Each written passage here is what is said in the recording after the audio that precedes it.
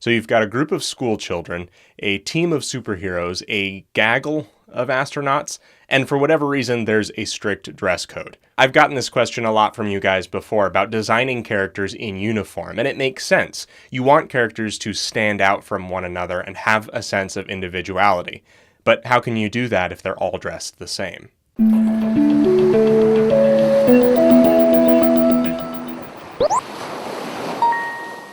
Hey, this is Brooks with Character Design Forge. Let's take a look at a few famous groups of characters that are designed in uniforms and run down a list of things that can be helpful for you when you do the same.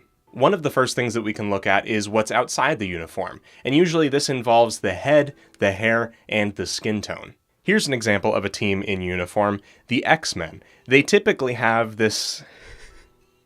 I'm sorry, what is this expression? Why did I choose this image? The X-Men sometimes have this blue and yellow or black and yellow uniform, and we can tell these characters apart mainly from their heads. Some have different hair, different skin tones, and some have helmets. Now, drawing hair that's different between characters can be a huge help, so practice the shapes and study different styles and textures of hair. Now that brings me to skin color. You might have to add some contrast to your cast with some diversity. Oh no, not all your characters can be white. That must be difficult for you. So terrible. So sorry. But seriously, there are such a cool variety of skin tones that you can use in your characters. And it's not just 3 or 4 main shades, but so much variety within those tones. And it's not just lighter and darker skin, but also experiment with warmer and cooler tones. That can be a representation of their emotional disposition. Maybe they wear their feelings on their sleeves, or they're really exuberant, so you can skew more toward a warmer shade of skin. Or they're calm and calculating, or cool and aloof, so that might be a more cool range of color. We're getting away from uniforms here, but it's just a really cool character contrast thing. Another big or small way that you can vary your character's uniforms is with their body shape. Again, this is just really good character design contrast. Let's look at one of my favorite examples of uniformed characters, and their backs are to us here in this image, the Voltron Legendary Defender team. And let's remove color from the equation too. You've got Shiro, who's got that hero muscle build, and Lance and Keith are somewhat similar, but Keith is more lean muscle while Lance is on the skinnier side, and then Hunk is bulkier. Then we have Allura, who has an average female build, while Pidge is more petite. And all of that makes these characters, with maybe the exception of Keith and Lance, really easily identifiable in their full uniform and helmet, even without the color. The ability to wield shapes is so important as a character designer, so don't skimp out on learning the fundamentals, and make sure to observe real humans, not just the idealized ones that were served through ads and the media. Lean into the exaggeration when it comes to body type, and don't just make your torsos toilet paper rolls with t-shirts on. That's a lot of teas.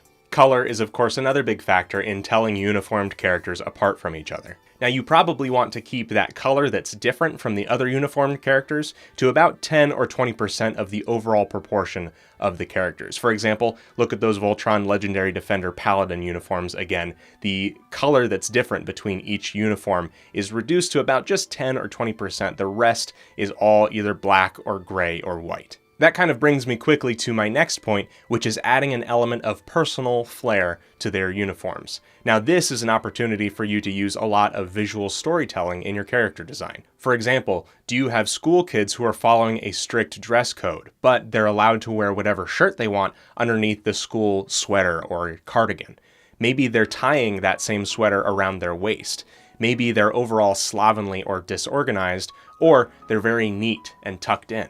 All of these things tell us something about the character and their personality. Now, if you are in charge of this story and you're saying, well, that's even too strict for the school in this story, maybe take a step back from that and realize what's going to serve the storytelling best is not the world building you've already established of a very strict dress code, but one that just allows us enough room to visually identify and differentiate these characters. Now, say you have the complete opposite problem. You don't have a group of characters that looks too uniform. In fact, they look nothing alike, and you want them to have something in common. Color and clothing can do a lot to help, but if that isn't enough though, try and use a symbol or shape motif while designing your character group. Now this might be a flowy, smooth shape like a French curve, or a blocky shape like a gear. Hopefully this has helped you as you think about the design of your character's uniforms and their contrast in general. Overall, this is largely based on the principle of contrast in character design. That's it for me today. I'm making new videos every week on Character Design Forge. Subscribing on YouTube lets you know when new videos are made available. If you'd like to follow me on other platforms, it's @BagelDenizen on Instagram, Twitter, and Twitch. We actually just did a Twitch live stream this past Monday. It was a lot of fun. If you'd like to support me and this channel, you can go to patreon.com/BagelDenizen. One of the things that you get at the Novice Bard tier, among other things that are available there on Patreon, is a personalized video critique of your art, a video that I make for you that helps you level up your art, your storytelling, your drawing, your design, whatever it is you need help with. Thank you so much for watching, and have fun creating.